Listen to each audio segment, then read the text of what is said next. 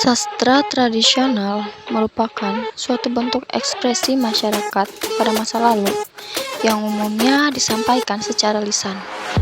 Manusia selalu berkomunikasi dan berekspresi sebagai salah satu manifestasi eksistensi diri dan kelompok sosialnya. Cerita dan tradisi bercerita sudah dikenal sejak manusia ada di muka bumi ini. Jauh sebelum mereka mengenal tulisan, cerita merupakan sarana penting untuk memahami dunia dan mengekspresikan gagasan, ide-ide, dan nilai-nilai. Selain itu, sastra juga sebagai sarana penting untuk memahamkan dunia kepada orang lain, menyimpan dan mewariskan gagasan dan nilai-nilai dari generasi ke generasi. Jenis-jenis sastra tradisional, yang pertama ada mitos, yang kedua legenda, yang ketiga fabel atau cerita binatang, yang keempat dongeng, yang kelima cerita wayang, dan yang terakhir atau yang keenam nyanyian rakyat.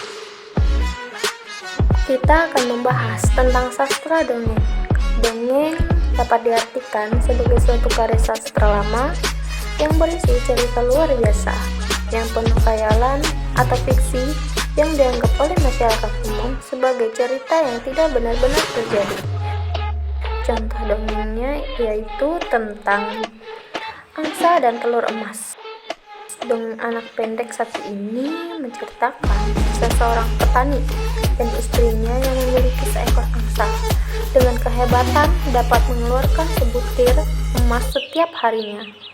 Berkat telur emas yang setiap hari dihasilkan angsa, hidup petani dan istrinya serba berkecukupan. Tetapi kehidupan yang nyaman itu tak berlangsung lama, karena petani berpikiran untuk memotong angsa tersebut. Kenapa aku harus mendapatkan satu telur per hari untuk bisa menjadi kaya raya? Kenapa tidak aku ambil semua sekaligus, pikirnya.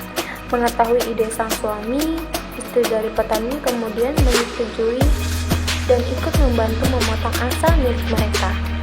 Namun sayang, keduanya dibuat terkejut karena hewan peliharaan yang selama ini mengeluarkan telur emas setiap hari justru hanya berisikan daging dan darah seperti angsa pada umumnya. Mengetahui hal tersebut, petani dan sang istri menangis sejadinya karena sumber penghasilan yang mereka selama ini sudah tidak ada lagi. Keduanya pun harus bekerja keras untuk menyambung hidup esok hari. Dari dongeng di atas, pesan moral yang bisa ibu ajarkan pada anak adalah untuk selalu menjadi orang yang sabar dan tetap berusaha demi mendapatkan apa yang diinginkan, sebab tidak ada keberhasilan yang instan.